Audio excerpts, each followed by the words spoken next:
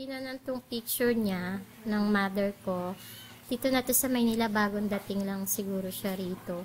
Kaya naman siya dito nakapunta ng Maynila dahil kay Nora Honor. Avid fan kasi siya ni Nora. Kanina picture, graduation na ako sa kinder. Significant kayo siya kay medyo may pagka lakinon mo, lihok manggod ni siya, boyish. Naka sandal, nakapalda. So first uglas na niya gibuhat during lang sa kuang graduation sa kinder.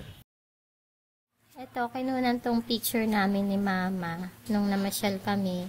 Hindi ako nakatingin, sa kanya ako nakatingin kasi inuutusan niya ako mag-pose o smile ng maganda. So, nung tinuturo niya sa akin kung paano tumawa, na-picturean na kami.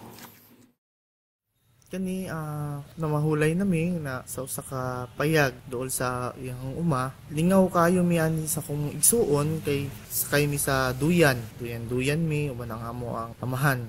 Sa simple lang pagpanginabuhi diya sa iyang sa uma o sa iyang payag puno og kalipay.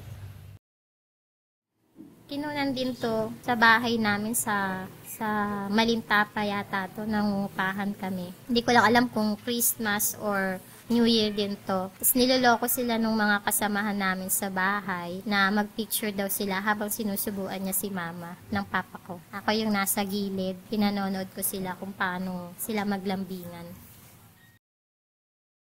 Kanipod no nga hulagway ang ako ang magulang ang nagkuha ni ani sa ilaha uban silang duha kay tagsara gyud kayo ni sila nagapahulagway nga mag-uban silang duha kay medyo maulawon ang ako ang mga ginikanan og sila nang duha kay maduksungugan o kani hangyo na mo silang duha nga magpahulagway uban pud sila ni gayuna.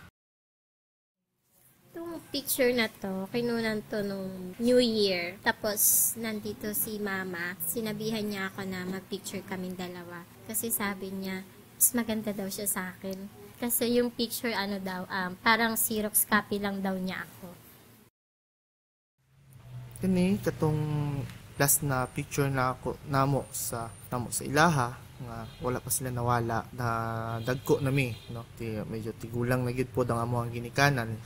So, last na nga picture namo nga uban ning pamilya.